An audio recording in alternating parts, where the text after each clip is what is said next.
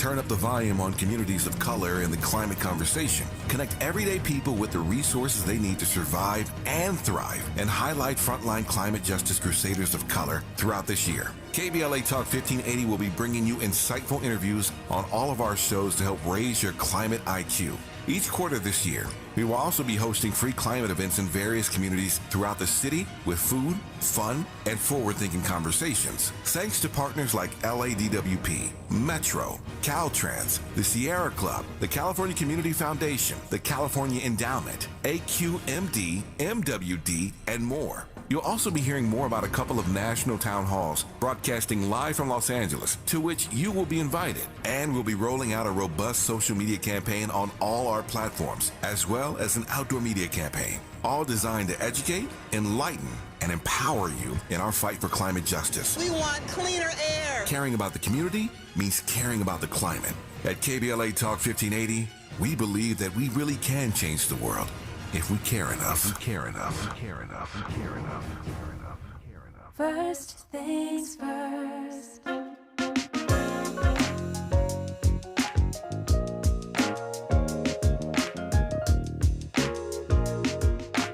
First things first, it's the DU General, Money B. I'ma put you up on the schedule, 6 to 9, 8 weekdays, not 2 and 7. Let's go. We got a lot to talk about, so much to pedal through. Unapologetically progressive. Tune to KBLA 1580 to get the mess. We're your ancestors' favorite radio station. First black on talk radio, left side of the nation. Me and Dominique DiPrima go way back. Tag smiling, making sure the station stays black. Discussing all the issues in our community. We're hosted black and brown and others find unity. So let's talk about it. Maybe we can improve it. Digital underground, always down with the movement. So we tune in. The first things first with the queen of Black Talk Radio, Dominique DiPrima. Go sis. Go sis. First things first.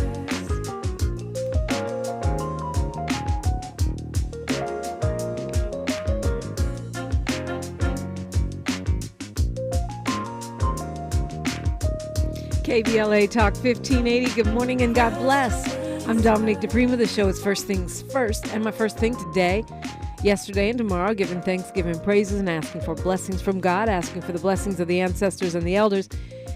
And getting it started, we got a lot to talk about, a lot to do, a lot to advocate for. And I'm always grateful for you, our KBLA delegation. This is how we structure the show. Hour one, we typically look at local issues, what's happening on the left coast. Hour two, we go national, international, and beyond. And in the third hour, we do a deep dive. That's all swapped around on Fridays now because we've introduced something called Freedman Fridays, which we do the second hour of every Friday. And then I do, open lines, reparations conversation, open phones. And so that means if you're used to calling in the first or second hour of the show, you're still welcome to do so. But I really am leaving space for you in the final hour. I had one person tell me they hesitate to call on Fridays because we have guests in. And, we don't always have guests in hour three now. Leaving space there for your phone calls, 800-920-1580. I want you to be able to reflect and react on what you heard about reparations in that hour. And also, I would like to give you the space to end out the week with anything else that you want to bring up that we perhaps have not touched on. Khalif Alexander is my guest for Freedman Fridays today. He's a reparationist out of Philadelphia. And he's one of the people that pushed for Juneteenth to be a national holiday. We'll talk with him on this Freedman Fridays. And, of course, you are welcome to join us either there or in the chat on YouTube. Man, I don't know what it is. These frogs in my throat. I think it's this sort of off again, on again, off again. Is it raining? Is it not? Kind of weather that we got going on, which, from what I understand, is going to be persisting. Although they said we'd see some warmer temperatures this weekend. I'm excited to bring back on with me my partner in politics of many a Friday. And here and there other days as well. You've seen him a lot on the Fox Soul Network. He is also the founder of ES Advisors, which is a public policy consultancy firm. He's worked on numerous campaigns and even in the inside the offices of elected officials. Ed Sanders, good morning. Good morning, Dominique. Happy New Year. I realize this is the first time we've talked this year. Yes. Well, I'm going to say Happy MLK Day because I've forbidden people to tell me Happy New Year after MLK Day. Like, that's the deadline now. If you haven't said it by then it's Happy Black History Month. Happy. Yeah, see, I have to extend that. We'll get past the start of Black History Month, and then the year is officially going. So. Yeah. Yeah, I know that's right. So back to school, and it seems kind of chill compared to the strikes and strife of last year. But of course, that may because mine is gone to college, so I'm not dealing with as much of the back to school, hustle and bustle as you probably are. Yeah, mine are in the throes of it. It is, I think for parents, it's always going to be a fun challenge.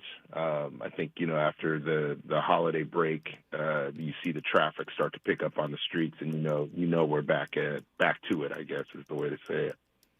Yeah. Well, good luck to you with that. It was 4 years ago today that Kobe Bryant and his tween daughter, Gianna, and 7 other people died in a helicopter crash in Calabasas, California. And it just always feels like a little bit of a sad day in L.A. It is. We've talked about it before, but, Kobe, I think particularly for LA and particularly for Laker fans, saw him grow up. And, I think you count very few like those heroes that either you idolized or you just admired. And definitely he was that to a large portion of the city. I think his death, along with his daughter and the others, was so jarring that it really shook the city to its core. I can remember the days after he died, and sort of the mourning period, the flowers down at Staple, the murals popping up across the city. I think Kobe is going to be an endearing figure for really generations to come. I mean, the next generation of basketball players that really look to him as their motivation. It's he's going to have and will continue to have a lasting effect. Yeah, it's funny you say that. There's only a few heroes that rise to that level because this is a town full of celebrities. And one of the things I noticed pretty early on in my residency in Los Angeles is that Angelenos are not really impressed by celebrity for the most part. I mean, I would see people coming in from other markets. I remember when Miss Hughes bought the Beat, a station I was on, they would get all excited about, wow, we'll get, we'll get somebody out, some Laker out, or we'll get some actor out, and people would be like, ho hum, because we're used to seeing celebrities everywhere. But there are some that rise above that. I think Kobe's one, and I was reading in the Washington Post that close to 650 public art pieces honoring Kobe Bryant exist worldwide. That's pretty amazing. And 350 of those are in Southern California. I mean, I don't think Frank Sinatra, Elizabeth Taylor, I don't know. I'm thinking of modern movie stars, Meryl Streep, whatever. I don't think they have that many monuments in L.A. No, sooner or later you'll start seeing Beyonce and I guess Taylor Swift statues or something popping up, but probably not 350 of them though. I mean, even Marilyn Monroe, I don't. Maybe she does. I don't know. Yeah, probably. Who knows? But I mean, the thing about it is, I guess people remember Kobe more on August 24th because of his jersey, which makes sense because it's not so sad of a day. It's more just a remembrance of him. That 8/24. But I just didn't want to let the day pass without marking it, especially with you. And Miles, you're probably one of the biggest Kobe admirers, Kobe appreciators of everyone here at KBLA, I would say. Take it. I mean, like Ed said, people grew up with Kobe. Kobe was drafted, Ed, 96? And Oh, yeah, I think that's right. That yeah. sounds right. Yeah. I was born 94, so like all my entire basketball career, I watched the Tracy McGrady, Allen Iverson, Kobe Bryant era growing up. That's why I kind of idolized. So I definitely resonate with a lot of the players that idolized Kobe, got his jersey tatted, got Mamba all over them, Jason Tatum's, the Giannis's that credit him. So yeah, that's my guy. Yeah. Never seen Jordan, so yeah, that's why I'm so heavy on Kobe and LeBron. You never saw Jordan. Yeah. Also, you're from the West Coast. I mean, Vegas is still West Coast. Thank you. Yeah. But one other side of it is like on social media and interviews and YouTube, that sort of thing. Like the interviews and clips of Kobe, talking about a variety of different things, the Mamba mentality and his approach to life and his discipline and his dedication. It's something different for an athlete, and I think that's what really, really, truly makes him impactful. I was in my basketball watching really a period then. It started then when I came to LA, when I started working at the Beat. We used to have seats, and I got to see him play. And it was so much more impressive in person because they don't show him on defense that much on TV. And his defense was pretty serious. And also, I got to see him working with kids behind the scenes at a camp that he did. And it was really touching because he clearly gave, he gave a crap. I mean, he really, every single kid there, he checked in with them, boys, girls, just the same. And that really impressed me. So apparently on 2/8/24, there will be an unveiling of a bronze statue of Kobe outside Staples, aka the Crypto.com arena. So that should be a big. That's next month, Black History Month. They say it's Gianna's favorite number followed by her father's signature digit. So it's 2/8/24. They're going to unveil that bronze statue of Kobe, and that should be quite a party, I would imagine. Wow, you've got the inside scoop. I hadn't heard that, but that, look, I think one of the other elements of it is sort of his the father's daughter, and I think there's a lot of remembrance for Gianna in particular, right? Yeah. I mean, such a young life to lose at but she had a ton of promise. And I think putting a statue up is it's a proud honor and a tribute to what the potential I guess could have been and what we lost in their deaths. Apparently, there's 16 guys named Kobe in college basketball right now. I wonder if their moms name them or dads name them, thinking maybe they'll be great like Kobe. No pressure. Well, there's a ton of people named Jordan, too. Well, yeah, that's true. That is true. But probably not Michael Jordan. Well, those Kobes don't have the last name of Bryant. That is very true. Tyson. There's a lot of Tysons out there, too. Yeah, that's true. But hopefully they're not boxers. I don't know. Ed Sanders, and you, if you got something you want to weigh in on, 800-920-1580, 800-920-1580. I'm not going to fight with Ed about reparations today. We'll find something else to fight about. And, of course, we'll illuminate some of these headlines. The latest on what's happening with disgraced former council member. I knew you thought I was about to say Kevin De Leon, but I was going to say Jose Huizar. That's next when we come forward on KBLA Talk 1580. She's reclaiming her time on KBLA Talk 1580. More First Things First with Dominique DiPrima when we come forward. At KBLA Talk 1580, we do Black history every single day. In fact, As the only Black talk radio station west of the Mississippi, we are Black history. Our annual Black History Month luncheon is fast approaching, and we want to be sure to give you ample time to get your company, organization, church, or group to join us at this year's celebration on the last day of the month, Thursday, February 29th at noon. Last year, we honored iconic local Black media personalities, including Pat Harvey, Jim Hill, Mark Brown, Beverly White, Sandy Banks, and Pat Prescott, and raised $20,000 in scholarships. This year, we're honoring Black Hollywood creatives who have used their artistic genius as climate justice champions.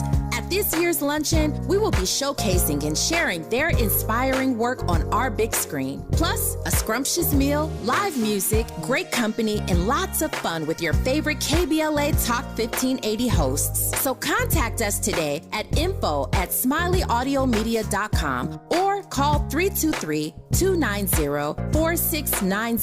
That's info@smileyAudiomedia.com or call 323-290-4690. We hope to see you Thursday, February 29th as we close out Black History Month. At KBLA Talk 1580, we've got your Black.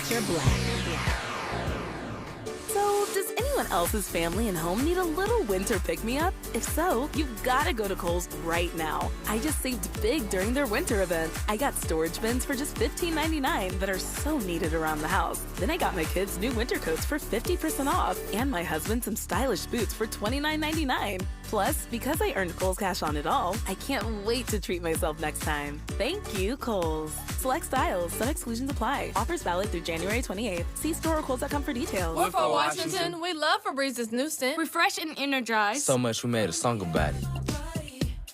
I can't escape this feeling inside. Refresh and energize. It's a mood, it's a vibe. Breathing for the first time. So free, so alive. Breathe happy for breeze. Smells like paradise. Breathe happy for breeze. La la la la. Watch out! You got me! The galaxy is safe once again. In the pretend universe, kids play with pretend guns. In the real world, it's up to us to make sure they don't get their hands on a real gun. If you have a gun in the house, keep it locked, unloaded, and stored separately from ammunition. Safe gun storage saves lives. Learn how to make your home safer at endfamilyfire.org. That's endfamilyfire.org. Brought to you by End Family Fire, Brady, and the Ad Council. Your ancestors' favorite radio station, and your favorite morning show host. Let's get back to Dominique DiPrima right now. Right now, talking with Ed Sanders. So, Ed, yesterday, former council member Jose Huizar submitted a letter to the courts asking for a lighter sentence. Prosecutors want him to do 13 years in jail. He's asking for no more than 9. And he says he's already paid a big price, losing his reputation, his way to earn a living, and even his kids' future and their mental health. He says his whole life has been turned upside down, and he feels he should get leniency because he's already suffered a lot. He also said, according to the LA Times, that shiny objects were dangled in front of me, and I could not resist temptation. Is that a convincing argument to me? Like, I've already suffered enough. I couldn't resist. Be lenient. I mean, do you think it matters? And do you think a judge is going to go for that? You know, it's if I take Councilmember Huizar out of the mix and I substitute in, I think what we've always sort of looked at is how the justice system turns against, particularly people of color, but almost always us, in a plea like this, right? I think if you saw a white male, white female with advancing those arguments, I think a lot of us would not be surprised to see the court grant leniency, right? And I think on the face of it, the argument is a little light, right? The actions and what he's been convicted of doing really, broach violate the public trust. And, there's a punishment to be handed down. I think the ask for leniency is sort of a pro forma thing. If you've been convicted, you should absolutely, try to ask for leniency. But it's just interesting to see how the court receives it. And I think a lot of times, again, I think it's harder for people of color to achieve that leniency or receive it. So yeah, I look forward to seeing. And those shiny objects were more than a notion. You're talking about $1.5 million in bribes and luxury hotels and, all kinds of things, escorts and gambling chips and, prostitute services is how the LA Times characterizes it, super expensive restaurants. So this is not a case like, kind of like what they're accusing Councilmember Curran Price of having his wife on his benefits, even though technically they weren't married because he hadn't been divorced from his other wife. Technically, even though everyone knew that Dale was his wife, she lived with him, and it's not like he wasn't getting benefits for two wives. He just for the one that was actually his domestic partner. That's pretty flimsy. This is really different. You're talking about taking, paper bags full of cash and prostitutes. I think it's a very different like the definition of corruption. If you were writing a novel, that's the storyline you would write. Again, like how the judge responds, I think, is the reaction here. I'm not surprised that he would seek such leniency. Like any one of us convicted would. We kind of wait to see what actually comes down the pipeline. Yeah, I guess so. I always think in cases like that, taking responsibility is better than saying I couldn't resist temptation. I don't know. I'm thinking if I'm a judge, I don't want to hear I couldn't resist temptation. And anyone can say that about any law. I had to go 100 miles an hour. I couldn't resist temptation. I had to go steal these diamonds. To me, that's not a good argument. And good and well, Ed, if your kids had that argument, I told you not to eat all of those cookies. Well, I couldn't resist temptation. Like, is that going to soften their punishment? Probably not. I'm just saying. Yeah, those are like those super duper cookies, oozing with fudge. I couldn't resist. And you would say, yeah, okay. All right, son, no problem. Carry on. So the election is, it's really on. It's election season. I've heard from a couple of candidates that the people they're talking to door knocking are not even aware that we're in election season. But we're a couple weeks away from the mail-in ballots coming to our doors and maybe 6 weeks out from the election day itself. So starting to try to unpack these candidates. I had two running for district attorney on the show Monday. If you missed it, John McKinney and Jeff Chemerinsky. Those interviews are available wherever you get your podcasts, absolutely for free, or you can get them on the KBLA app. They were really interesting, but there are 12 people running, counting the incumbent, and George Gascon, who has survived a recall attempt and is being sued by some of his deputies that don't want the change that the voters called on him to make, just got endorsed by the LA Times. Is that a big deal? It is.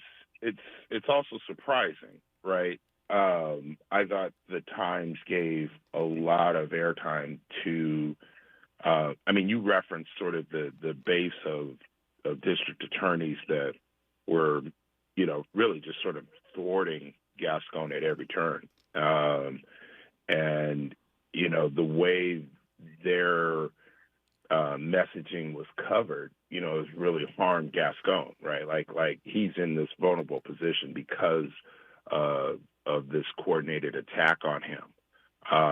And, to go through and sort of write the stories that hurt him and muddle the water and then turn around and endorse him surprises me. But it's interesting. I think if you go back to, sort of the original campaign, Gascon laid out a number of different things that we all had very deep concerns with. And those concerns are still there. I think the question is who can most effectively get that done. I think you had, I think you said you had Terminsky and I couldn't catch who you had else on. McKinney, John McKinney, who is a prosecutor, John, yeah. In that office, and who basically is going after his boss's job. Yeah, I mean, there is a little bit of that blood in the water that I was just referencing, and I think for almost all of us that follow this race, the real concern is, who's going to advance the work, right? And there's a lot of work to be done in the district attorney's office relative to, really criminal justice reform and how that office can either strengthen our community or it can start to, tear it apart. And I think we've had a lot of issues with DAs in the past. Yeah, that's putting it lightly. Lightly, right. And there's been a lot of inaction when the community has called for it. Gascon presented a little hope for us. He bore the brunt of, sort of the retaliation. And now, I think we have to be sound in what and how we decide. But you've got to listen to all of the candidates, hear their commitments. We don't want to have that Villanueva that we caught, with the sheriff's race a couple of years ago. Yeah, He absolutely. talked a good game and then got in. Absolutely. And, some folks say I ask tough questions, but to me, if you want to be the top cop, we need answers, and we do not, the Democratic Party and a lot of other people were fooled by Villanueva, and we don't want to have that again, as you point out, which means we've got to ask the tough questions and check and double check. And I think everybody wants to do that now, whether it's DA or sheriff or whatever it might be. But, the Times editorial and their journalism staff are two different groups of folks. So maybe that's why the endorsement feels confusing. Ed Sanders is with me. You're welcome to call in. It's time for news, traffic, and sports, and we continue KBLA Talk 1580. More of First Things First with Dominique DiPrima when we come forward. I'm Mike Moore. Here's the latest from the Black Information Network. In Maryland, Baltimore will once again host the CIAA's basketball tournament next month. Officials announced yesterday the tournament will celebrate several anniversaries, including the 50th anniversary of the NCAA Division II and the 30th anniversary of its alliance with Food Lion. The nation's oldest historically black athletic conference is now home to 13 schools. After nearly 3 years and 72 flights over the Martian surface, an experimental helicopter is permanently grounded. Ingenuity was the first aircraft to make a power-controlled flight on another planet when it arrived with NASA's Perseverance rover in 2021. It was only anticipated to last 30 days and 5 flights, but far exceeded expectations. And that's the latest. I'm Mike Moore from your 24/7 news source, the Black Information Network, and BINnews.com. Got issues with youth or high school sports? Positive Coaching Alliance can help. PCA, a national nonprofit, offers more than 1,000 free online resources for youth and high school sports coaches, parents, students, and administrators. Visit PCADevZone.org. Is this the tackle? This is the KBLA Sports Minute with Ray Richardson.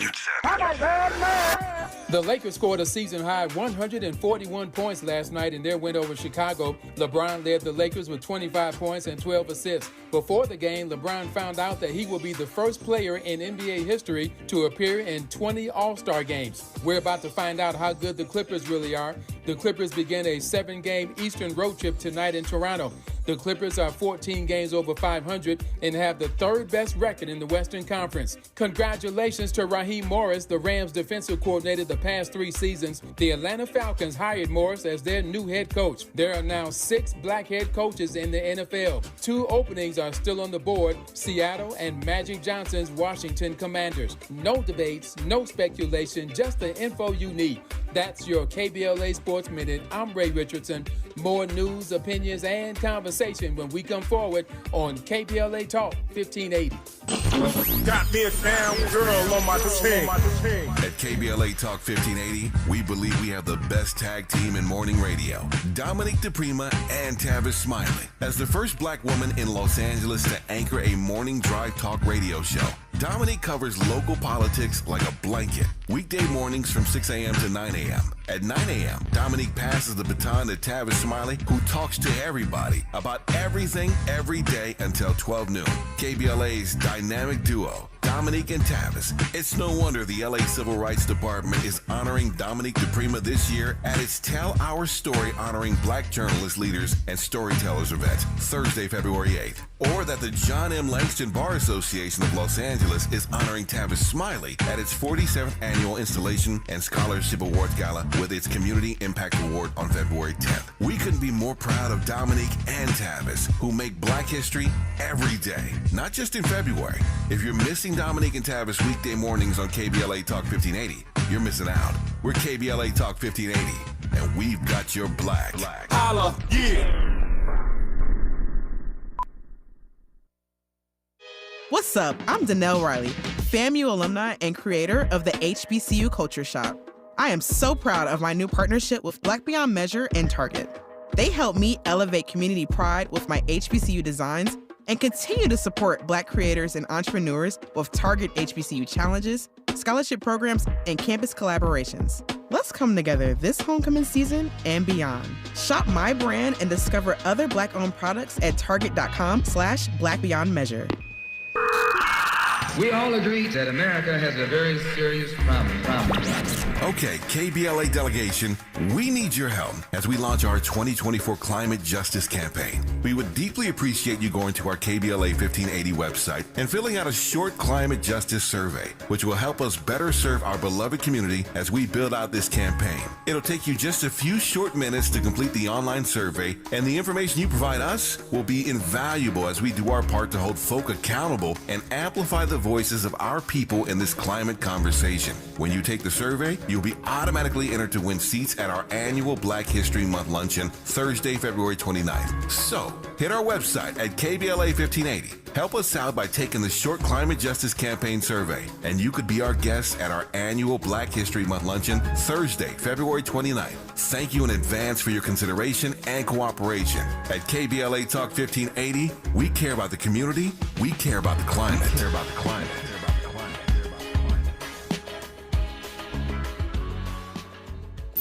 Thanks for waking up with Dominique DiPrima on KBLA Talk 1580. Ed Sanders is with me as well, and you're invited in. As always, 800-920-1580 on this Freedman Friday. We'll be talking with Khalif Alexander and you when we get into that. And, of course, hour 3, I'd love to hear from you. If you have reflections on what you heard anytime during the show, but most specifically an open line for that reparations conversation. So...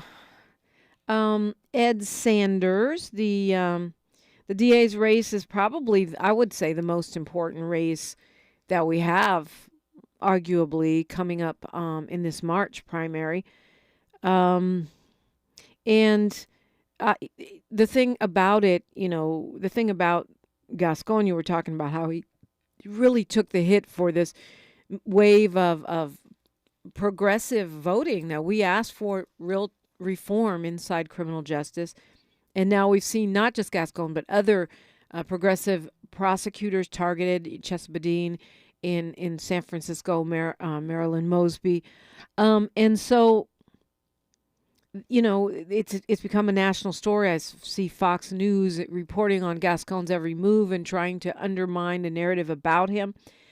But he's not just being flanked on the right this time. I think Chemerinsky, and we'll see, talking to others, are going to be liberal, maybe even progressive people that are challenging him as well. Does that put the district attorney between a rock and a hard place, or is it going to help him more clearly define where he is? Good question. Look, I think you're right in how you lay this out. We see this backlash, particularly to the sort of the 2020 post George Floyd. There's always been a backlash to anything. You can go back, it's not like Kaepernick was the start, but there's always been a backlash to our fight for justice in the country, but you really see it sort of coined as this anti-wokeness. You heard it a lot with DeSantis and the Trump. It's a real strong far right call. He's getting that in the front, right? That's the headwind. I think what made Gascon vulnerable is, from a political sense, he didn't manage the first term well. Like, he got wounded by the backlash, and now, to your point, you're getting candidates that are similar, challenging him. And the question just really simply may be effectiveness, right? Who can be most effective in the seat and continue the work? He's got to make his case as the others are trying to make the case that they should be the voice. But you are right to say he's pinched between both sides of it. So the UC system today, or actually I think it was yesterday, decided that they're going to pull back on this plan they had to hire undocumented students who would probably be qualified as dreamers. They were going to defy the feds here and say that that they could go ahead and hire undocumented students. There's thousands of them in the UC system, and many times they're not. Many times, all the time, they're not able to work. At the university, they initially said they were going to challenge this federal law that barred employment of people without legal status. But now they're saying, no, it's too risky. It can cause harm to all of the students of the UC system. People could get sued. Students were protesting this, particularly some of these students that would have, if it was the Obama era, fallen under DACA, but since that was discontinued, the certifying of new DACA students, they don't qualify. How do you process that? I saw the story. I'll be honest. I glanced at it. So I understand there's some intricacies there. Yeah, no doubt. But I mean, look, if you're able to admit a student into the system, I don't understand why you wouldn't have workforce availability for a student, right? And it seems to me there's got to be a path for that, and there's got to be a conversation around that. I don't know if there are any other circumstances, and I try to pull this back, and I think about students that may be coming from the Caribbean, students that may be coming from Africa, how impacted they would be, and what are the pathways forward for them. Yeah, that's interesting. I mean, it's a tough issue because I can already hear, actually some of my Freedman Friday guests and others saying, well, you're not doing all that for black students. Why should But as you point out, an immigrant student can be from anywhere. Most of the dreamer folks are folks, that came as babies and didn't know they were, they didn't choose to come here. Their parents came, and that's why they've had like sort of special protections. I didn't realize that we had quite so many. It says, according to the LA Times, 44,000 students without DACA protections who are undocumented that go to California colleges right now. It's a lot of folks. Really? That's a large amount. I didn't realize it was that high. Yeah, I didn't know that either. And that 4,000 of those apparently are in the UC system. I didn't realize that. I didn't realize in 2023, 100,000 immigrant young people graduated from high school, that's nationwide, without any papers. And so the question is, what do they do now? Let's go to Attorney Carrie Harper, who's calling in spontaneously, which is great. She's one of our leading civil rights attorneys here in the Southern California area and really nationally. You guys remember her from the successful prosecution of that CHP officer in the case of Marlene Pinnock, the work around Kendrick McDade and others. Good morning, Attorney Harper. Good morning, Dominique. How you doing this Friday morning? Good. Great to hear your voice. Well, thank you so much. I called in. I don't know if I've called in on a Free Talk Friday before, but I thought I'd call in. I was just listening to you talk about the DA's race, which all of us have an interest in. Of course, not as much as the judges, because that's my personal favorite. But the DA's race, I remember hearing your interview with the candidates last week, which you did an outstanding job with. Thank you. I was calling in to say, I was listening to one of the leading contenders, which was, I believe his name was McKinney. John McKinney, right? yeah. Mm-hmm. I never heard of him before, but I wasn't mad at him, Dominique. I wasn't mad at him at all. He gave a different perspective. He seemed to come from a place, his heart seemed to be in it. We know I've been a supporter of DA Gascon, but that doesn't mean I'm just not mad at Mr. McKinney's position. And I kind of felt you might have been a tad bit harder on him than Professor Chemerinsky's son. And I know why, because Chemerinsky's son has pretty much not very much experience at all, right? So you're saying there's nothing to talk about. Honestly, I really do my best to be fair. I didn't feel like I was harder on McKinney, but I respect your opinion very much. I try my best to be fair. I really, really do, because to me, it's so important to help people that listen, our KBLA delegation, to make their own decisions, right? By hearing where people fall on stuff. Carrie? Attorney Harper? Oh, no. I'm sorry. I accidentally muted you out. Oh. You were... I'm getting my hair braided. Don't be mad at me. I'm trying to multitask, and I had to mute You're it out 'cause I'm multitasking? tender-headed. Okay, yeah. I'm tender-headed anyway. Oh, yeah, no yelling on the air. But no, you were definitely fair with both of them. It's just that Professor Chemerinsky's son had nothing to attack because he's unqualified to be DA. Wow. How do you think- Jeff Chemerinsky is his name. You just got to call him Erwin Chemerinsky's son. Well, yes, he is, because Professor Chemerinsky, I remember when anyone has done bar prep, you can't help but be amazed by Professor Chemerinsky, his dad, and he does this bar prep course, Dominique. Let me tell you, he memorizes our outline, like maybe 15 or 20 pages, where he can memorize it and lecture on it without looking at notes. And it had me in such awe 23 years ago when I studied for the bar. And I'm like, how is this guy? He's amazing. His dad is amazing.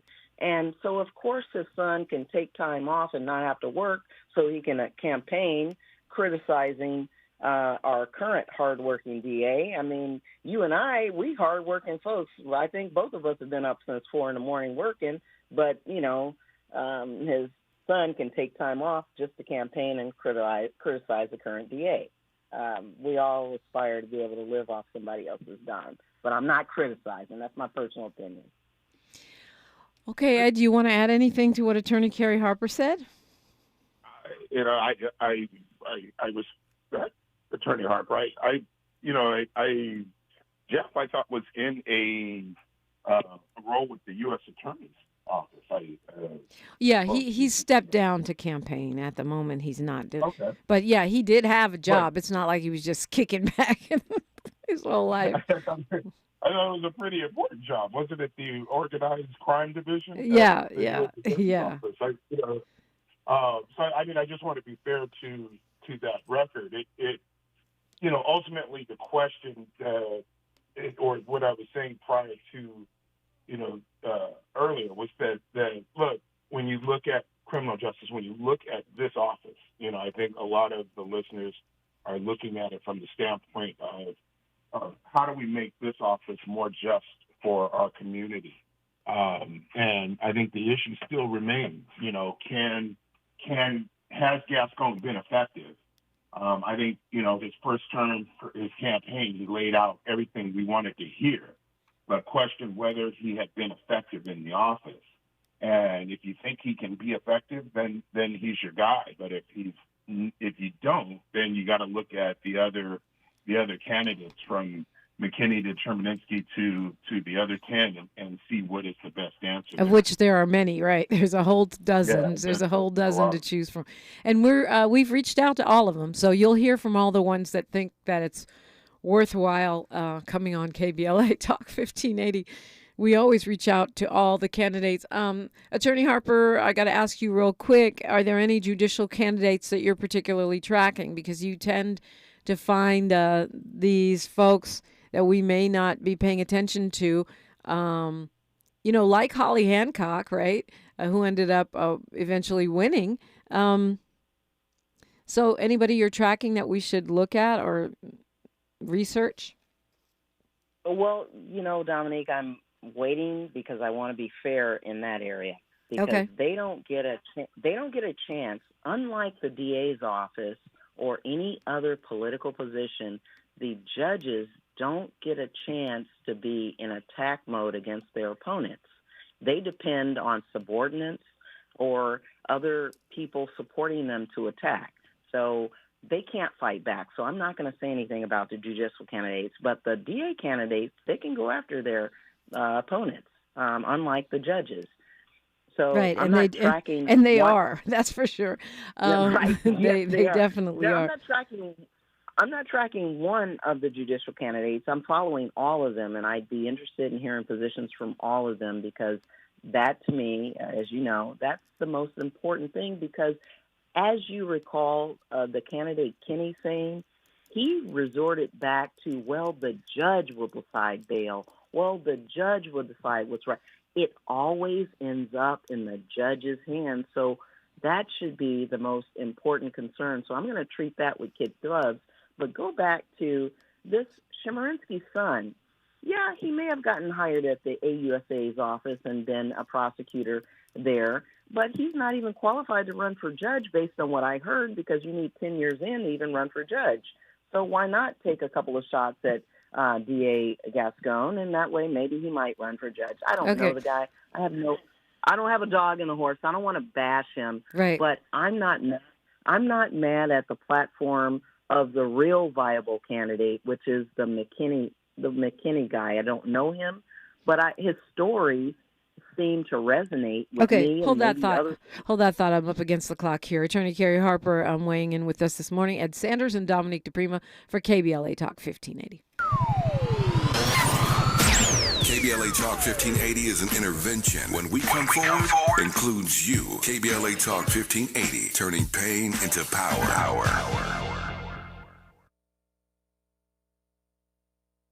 There's only a few days left for open enrollment, starting at $0 a month. LA Care Covered offers the benefits you need to achieve your health goals. $0 preventive services, 24/7 virtual care and nurse advice lines, walk-in minute clinics, free fitness and nutrition classes, and more. Become a member of LA's most affordable health plan. Get a free instant quote at lacarecovered.org. Have open enrollment questions? Connect with us today at 855-222-4239. Find your affordable path to wellness with LA Care Covered today. KBLA Talk 1580. We've got a lot to talk about. KBLA reminds you that when we fight, we win, and we don't black down.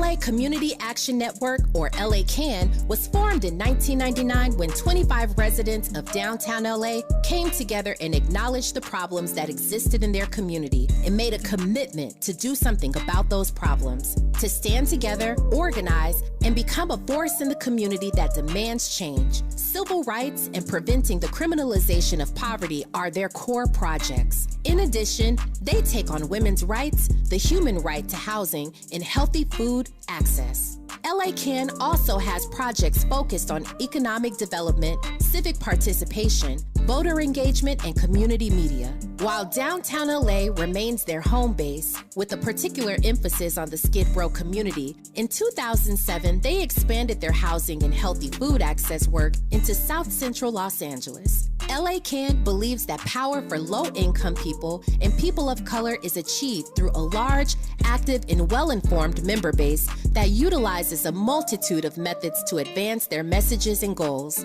If you'd like to join the Los Angeles Community Action Network and organize people to fight back against oppression, please visit cangress.org. That's cangress.org. This is a community call to action from KBLA Talk 1580. Yeah, we're replacing the carpets too, so don't worry about that. No fresh powder yet, but Dan's ski lodge has an avalanche of projects. Those 4 rooms are getting hot tubs. He needs a staff engineer to navigate a flurry of new requests. And all of those will be fully ADA accessible. Indeed can help him hire great people fast. I need Indeed.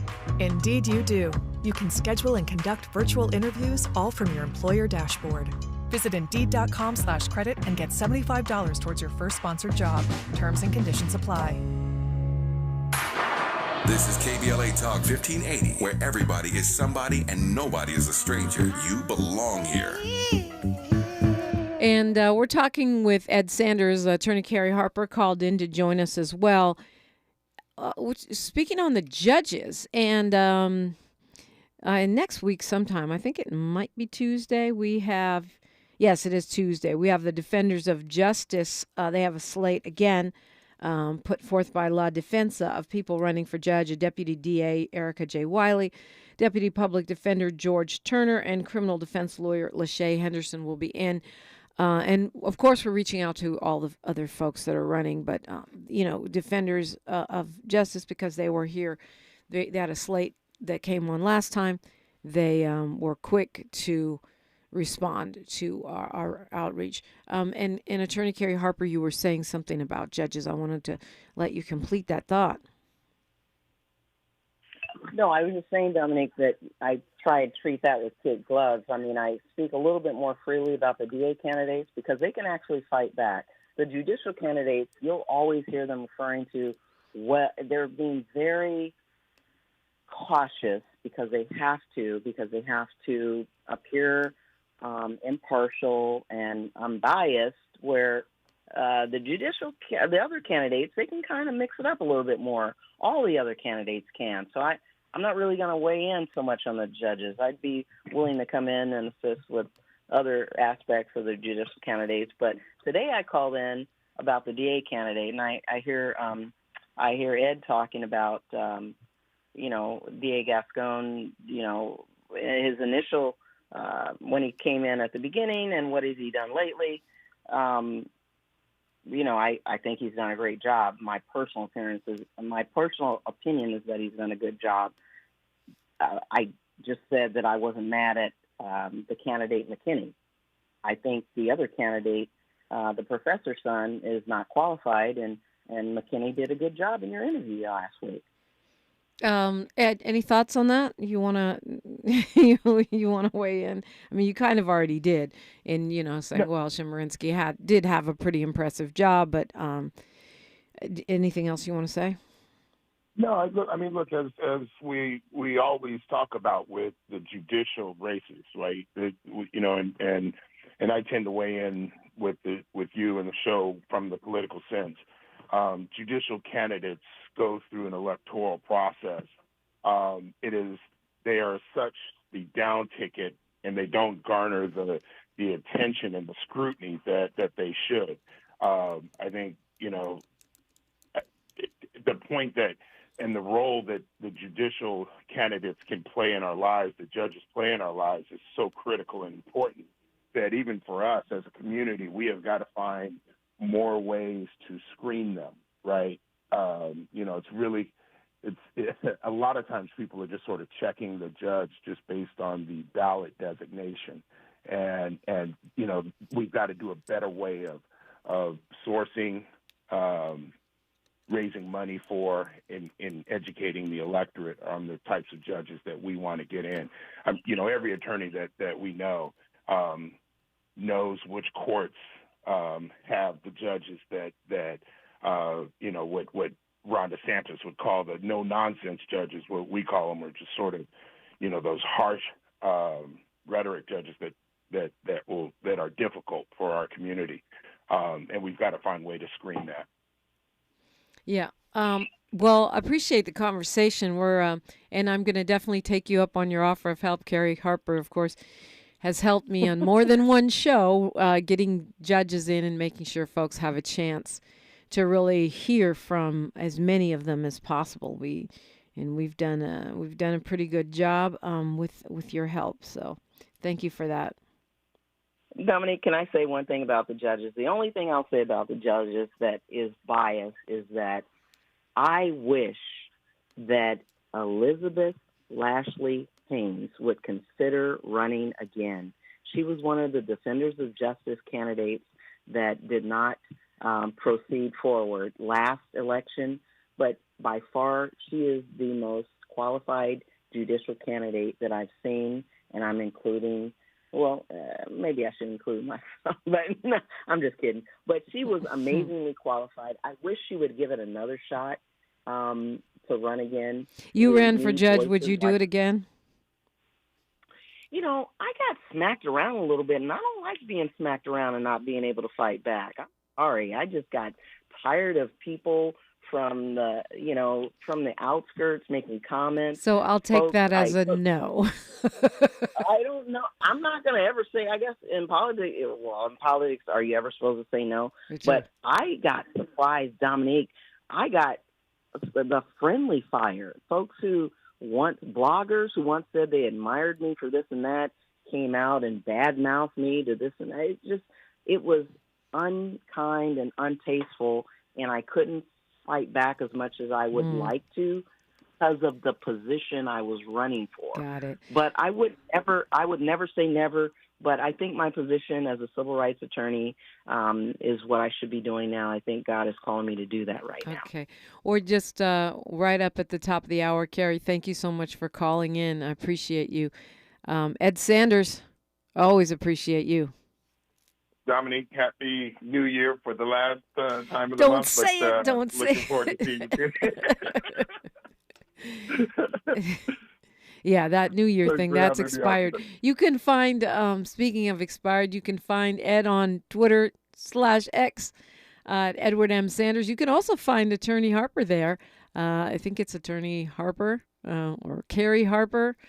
I think you have more than one. But anyways, I'll tell you after news, traffic, and sports. And thank you both. It's KBLA Talk 1580. KBLA 1580 Santa Monica.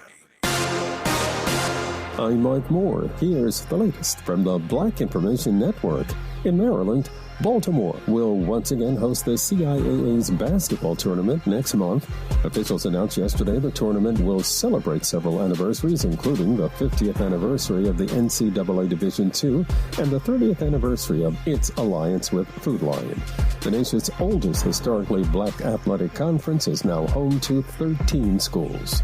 After nearly 3 years and 72 flights over the Martian surface, an experimental helicopter is permanently grounded. Ingenuity was the first aircraft to make a power-controlled flight on another planet when it arrived with NASA's Perseverance rover in 2021.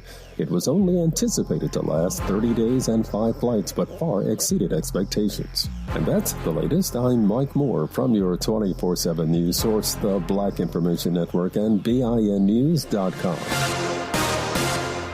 Got issues with youth or high school sports? Positive Coaching Alliance can help.